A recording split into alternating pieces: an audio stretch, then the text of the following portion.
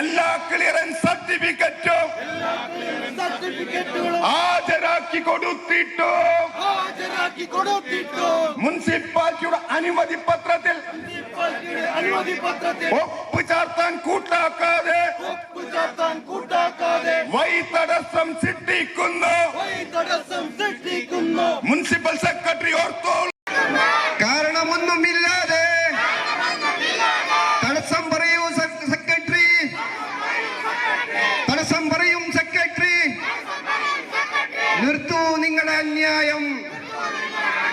Secretary നീതി പാലിക്കുക, secretary നീതി പാലിക്കുക. ഒരു നൂറ്റാണ്ടിലേറെ വാടക കെട്ടിടത്തിൽ പ്രവർത്തിക്കുന്ന നെടിയിരുപ്പ് GLP സ്കൂളിന് സ്ഥലം വാങ്ങാനുള്ള നടപടികൾ വൈകുന്നതിൽ പ്രതിഷേധിച്ച് കൊണ്ടോട്ടി നഗരസഭാ സെക്രട്ടറിക്കെതിരെ സമരവുമായി നാട്ടുകാരും വിദ്യാർത്ഥികളും.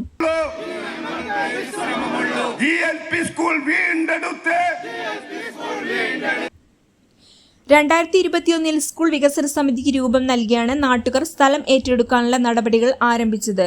Government LP school Nediyiruppu GLP school എന്ന് പറയുന്ന നമ്മുടെ വിദ്യാലയം ഏകദേശം 112 വർഷം പഴക്കമുള്ള വിദ്യാലയം. ഇന്നും ആ സ്കൂൾ നിലനിൽക്കുന്നത് ഒരു വാടക കെട്ടിടത്തിലാണ്. ആ വാടക കെട്ടിടത്തിലായതുകൊണ്ട് തന്നെ ഇൻഫ്രാസ്ട്രക്ചർ ഡെവലപ്മെന്റിൽ ഒരു ഫണ്ടും ഗവൺമെന്റിൽ നിന്ന് കിട്ടുന്നില്ല. അപ്പൊ അതുകൊണ്ട് തന്നെ ഇന്നത്തെ ആ സ്കൂളിന്റെ അവസ്ഥ വളരെ ശോചനീയമായ അവസ്ഥയാണ്. അതിനൊരു പരിഹാരം കാണുന്നതിന് വേണ്ടിയിട്ട് 5 വർഷം മുന്നേ നമ്മൾ സ്കൂൾ വികസന സമിതി രൂപീകരിച്ചു. നാട്ടുകാരും രക്ഷിതാക്കളും എല്ലാം ചേർന്ന് രൂപീകരിച്ച ഒരു സമിതിയാണ്. അതിലൂടെ നമ്മൾ കുറച്ച് ഫണ്ട് കണ്ടെത്തി. ആ ഫണ്ട് കണ്ടെത്തി ആ സ്ഥലം സ്വന്തമായിട്ട് ഏറ്റെടുക്കുന്നതിന് വേണ്ടി ഏറ്റെടുത്തു കഴിഞ്ഞാൽ നല്ലൊരു സ്കൂൾ നമുക്ക് നമ്മുടെ നാട്ടിൽ ഉണ്ടാക്കാൻ പറ്റും. അതിനു വേണ്ടിയിട്ടുള്ള പ്രവർത്തനങ്ങളാണ് ഞങ്ങൾ 5 വർഷം മുന്നേ തുടങ്ങിയത്. പക്ഷെ ആ ഫണ്ട് കണ്ടെത്തിയിട്ടും ആവശ്യപ്പെട്ട എല്ലാ ഡോക്യുമെന്റ്സും കൊടുത്തിട്ടും ഇന്ന് നമ്മുടെ മുനിസിപ്പാലിറ്റി സെക്രട്ടറി ആയിരിക്കുന്ന മാഡം അതിന് സമ്മതിക്കുന്നില്ല. അവർ ഓരോ കാരണങ്ങൾ ഓരോ സമയത്ത് പറഞ്ഞുകൊണ്ട് ഇതിന് മുടക്കം നിൽക്കുകയാണ്. നമ്മൾ ഏകദേശം 1 മാസം മുന്നേ തന്നെ നമ്മളൊരു പത്രസമ്മേളനം നടത്തിയ സൂചന നമ്മൾ നൽകിയിരുന്നു.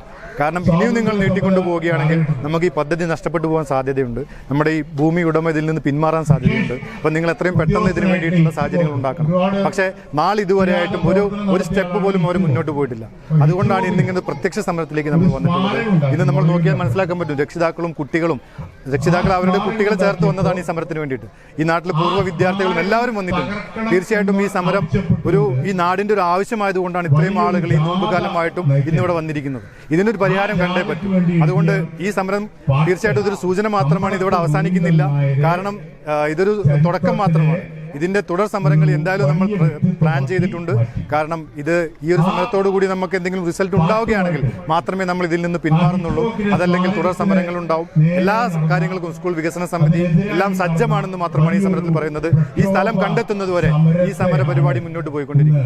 5 വർഷമായിട്ട് നമ്മൾ പ്രവർത്തിച്ചുകൊണ്ടിരിക്കുകയാണ് ഇതിന്റെ ഫണ്ട് സ്വരൂപിക്കുന്നതിന് വേണ്ടി. നമ്മുടെ നാട്ടിലുള്ള ആ ചെറിയൊരു സർക്കിളിൽ നിന്ന് വേണം ഇതിന്റെ ഫണ്ട് സ്വരൂപിക്കാൻ. ഏകദേശം ഒന്ന് ആലോചിച്ച് നോക്കൂ, 72.5 ലക്ഷം രൂപ 72.5 ലക്ഷം രൂപ നമ്മൾ നാട്ടുകാരിൽ നിന്ന് സ്വരൂപിച്ച് ഫണ്ട് കണ്ടെത്തിയ ഒരു പദ്ധതിയാണ്. ഈ ആസ്തി പോകുന്നത് മുനിസിപ്പാലിറ്റിയിലേക്കാണ്. മുനിസിപ്പാലിറ്റിയിലേക്ക് രജിസ്റ്റർ ചെയ്ത് കൊടുക്കുന്നത്. കാരണം എന്താണ്, LP സ്കൂൾ മുനിസിപ്പാലിറ്റിയുടെ അണ്ടറിൽ വരുന്നതാണ്. പക്ഷെ ആ ഒരു ആസ്തി ലഭിക്കുന്ന സമയത്ത്, കാരണം ഈ പൈസ നമ്മൾ കൊടുക്കുമ്പോൾ ഏകദേശം 3.5 കോടി 4 കോടി രൂപ വിലയുള്ള ആസ്തിയാണ് മുനിസിപ്പാലിറ്റിക്ക് ലഭിക്കുന്നത്. അതിനാണ് ഈ മുനിസിപ്പാലിറ്റി സെക്രട്ടറി മുടക്കം നിൽക്കുന്നത്. ഇതിന് താല്പര്യം എന്താ നമുക്കറിയില്ല. അവരുടെ എന്തെങ്കിലും പ്രത്യേക താല്പര്യം ഉണ്ടോ നമുക്കറിയില്ല. പക്ഷെ ഇതിനൊരു മാറ്റം കൊണ്ടുവരിക എന്നുള്ളത് നമ്മുടെ ലക്ഷ്യം. 25 ലക്ഷം രൂപ നഗരസഭ വകയിരുത്തി ശേഷിക്കുന്ന 72 ലക്ഷത്തിലേറെ രൂപ നാട്ടുകാർ സമാഹരിച്ചു. എന്നാൽ സ്ഥലം രജിസ്ട്രേഷൻ ആവശ്യമായ എല്ലാ രേഖകളും നഗരസഭാ കാര്യാലയത്തിൽ ഹാജരാക്കിയിട്ടും നഗരസഭയിൽ നിന്നുള്ള നടപടികൾ വൈകുകയാണെന്ന് ചൂണ്ടിക്കാട്ടിയായിരുന്നു സമരം.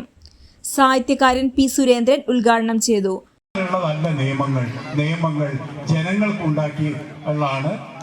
വേണ്ടി ഉണ്ടാക്കിയതാണ്.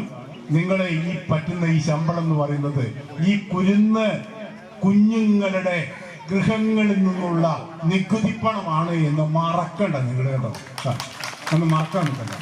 ആരായാലും നമ്മുടെ രാജ്യത്ത് ഏറ്റവും പരമമായ ഉന്നതൻ ആരാന്നറിയും? നമ്മൾ പറയും പ്രസിഡന്റാണ്, പ്രധാനമന്ത്രിയാണ്, കോടതിയാണ്. ഒന്നുമല്ല, ജനങ്ങൾ, പൗരന് മേലെ എന്താ ആരും. ആ പൗരൻ അവരുടെ അവകാശത്തിന് വേണ്ടി സമരങ്ങൾ നയിക്കുമ്പോൾ ആ പൗരന്റെ ഒപ്പം നിൽക്കാനാണ് പൗരധർമ്മം, അല്ലെ? ആ പൗരധർമ്മം അല്ലേ നിങ്ങൾ കുട്ടികളെ പഠിപ്പിക്കുന്നത്? ആ പൗരധർമ്മമല്ലേ? ഇപ്പൊ ഞാനെന്ന് ആലോചിക്കും, ഞാൻ ബസ് കയറിയിട്ടാണ് പോയത്, അല്ലെ? ഈ നേരത്ത് ഞാൻ ഇത്രയും ദൂരം ഈ ജാഥ നയിക്കുകയാണ്. എനിക്ക് അതിനെപ്പറ്റി ആരോഗ്യം ഉണ്ടായിട്ടൊന്നുമല്ല. പക്ഷെ എനിക്ക് ഒരൊറ്റ കാര്യമേ പറയുള്ളൂ, നാളെ കുത്തിയിരിപ്പ് സത്യാഗ്രഹം നടത്തിയാലും ഞാൻ ഇവിടെ തന്നെ കാണും. ബസ് കയറി ഞാൻ ഇവിടെ തന്നെ ഇങ്ങോട്ട് വന്നത് കാണും. കുറെ സമരങ്ങൾ നയിച്ച സർക്കാർ ജീവനക്കാരനാണ് ഞാൻ. സർക്കാർ ജീവനക്കാരനായ എനിക്ക് സർക്കാർ സർവീസിലിരിക്കുമ്പോൾ സമരം നയിക്കാനുള്ള അവകാശമില്ല. ഉണ്ടോ? ഇല്ലല്ലോ. അന്ന് നയിച്ച അന്ന് പേടിച്ചില്ല. എന്നിട്ടല്ലേ ഇപ്പോൾ റിട്ടേൺ ചെയ്ത കാലഘട്ടം.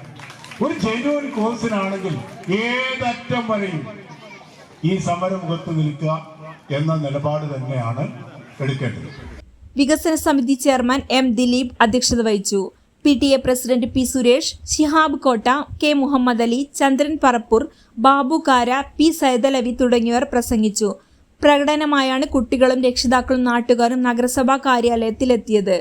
അതേസമയം സ്ഥലം ഏറ്റെടുക്കുമ്പോൾ നഗരസഭ സ്വീകരിക്കേണ്ട ചട്ടപ്രകാരമുള്ള നടപടികൾ പൂർത്തിയാക്കി മാത്രമേ നടപടി പൂർത്തിയാക്കാനാകൂ എന്നും അതിനുള്ള നടപടികൾ പുരോഗമിക്കുകയാണെന്നും നഗരസഭാ സെക്രട്ടറി KP ഹസീന പറഞ്ഞു. കാര്യങ്ങൾ പറയുകയും അവർ വളരെ കാലം കഴിഞ്ഞ ശേഷമാണ് ഈ പറയുന്ന അവകാശികളുടെ നോട്ടറി അറ്റസ്റ്റ് ചെയ്ത് സമ്മതപത്രം നമുക്ക് ലഭ്യമാക്കിയിട്ടുള്ളത്. അതിനുശേഷം നമ്മൾ ഒന്നുകൂടെ ഇത് നിയമോപദേശത്തിന് അയച്ചു. ഓക്കെ എന്ന് അഡ്വക്കേറ്റ് പറഞ്ഞതിൻ്റെ അടിസ്ഥാനത്തിൽ നമുക്ക് നമ്മുടെ മുനിസിപ്പൽ ആക്ട് പ്രകാരം നമുക്ക് ഹെൽത്ത് ഓഫീസറുടെയും അതുപോലെ തന്നെ നമ്മുടെ മുനിസിപ്പൽ എഞ്ചിനീയറുടെയും സാക്ഷ്യപത്രം അത് ഈ സ്കൂളിന് അനുയോജ്യമാണോ എന്നുള്ള സാക്ഷ്യപത്രം കിട്ടണമായിരുന്നു. അങ്ങനെ കിട്ടിയ നമ്മളുടെ മുനിസിപ്പൽ എഞ്ചിനീയർ ഇവിടെ ഉള്ളതുകൊണ്ട് ഇവിടുന്ന് പെട്ടെന്ന് കിട്ടി.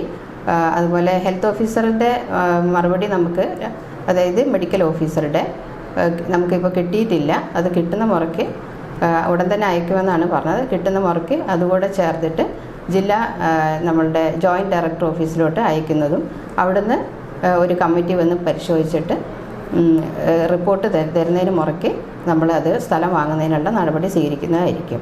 News desk air 1.